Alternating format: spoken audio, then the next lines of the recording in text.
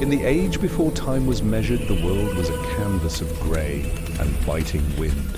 On a vast, frozen tundra, a small clan huddled at the edge of existence, their home a gaping maw of stone and shadow.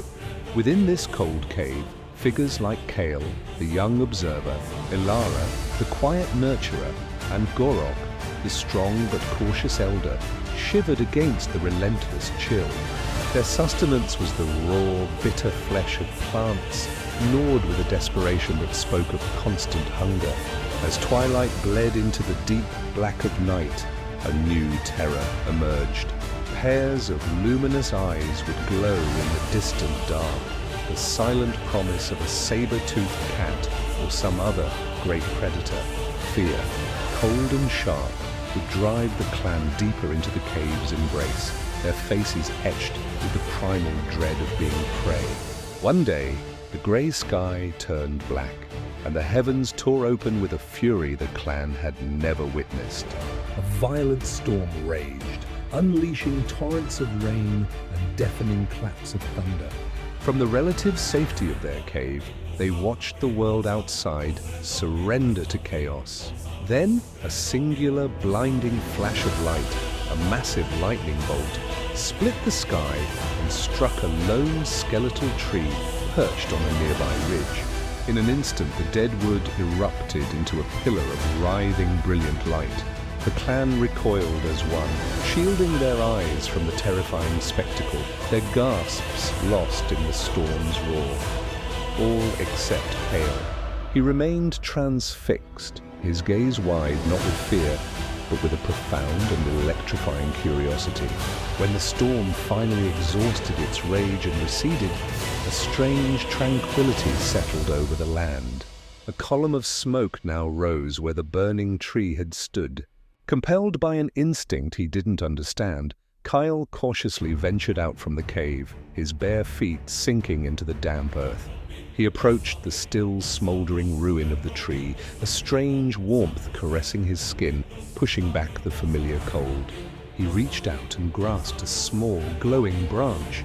A sharp sting of heat made him flinch, a pain unlike any he had known, yet he did not drop it. He stared at the captured piece of the sky fire in his hand, and a look of profound realization dawned upon his face, a flicker of understanding that would change everything. Carrying the smoldering branch like a sacred relic, Kyle returned to the anxious clan. Gorok grunted, stepping back with a skeptical glare, while others shrank away from the strange dancing light. But Kyle was resolute. He gently placed the branch within a small pit he had ringed with stones. As darkness fell, the small ember blossomed, casting a steady, warm glow that pushed back the oppressive blackness of the cave. The warmth was a comfort, a shield. Slowly, hesitantly, Ilara began to feed the tiny flame, adding dry twigs and watching it grow stronger. The clan gathered closer, their fear melting away, replaced by a sense of security they had never known. That night, the predator's eyes appeared at the edge of the darkness, but they kept their distance, wary of the light. The fire brought unforeseen gifts. While preparing their meager meal, Kyle accidentally dropped a piece of raw, sinewy meat near the flames. A sizzle vicased through the quiet cave, followed by an aroma that was entirely new and tantalizing. He hesitantly retrieved the browned morsel, and after a moment's pause, tasted it. His eyes widened in shock, then delight. The cooked meat was tender, savory, and full of a rich flavor he had never experienced. He offered a piece to a reluctant Ilara. Her reaction mirrored his own, a shared moment of discovery that marked a turning point. No longer would they be bound to the hardship of raw roots and tough meat. They had stumbled upon the first feast. The fire became the center of their new world. A montage of progress unfolded over time. By the fire's gentle light, the clan gathered to mend tools and sharpen wooden spears, their craftsmanship improving in the extended hours of work. Gorok, once a skeptic, now sat at the heart of the circle, his hands flickering in the firelight.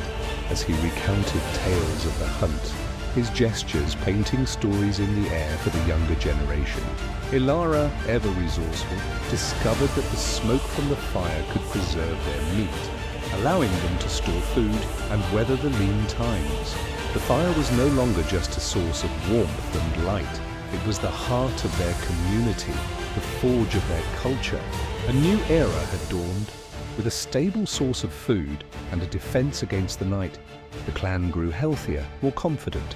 The fear that had once been etched onto their faces was replaced by a look of resilience.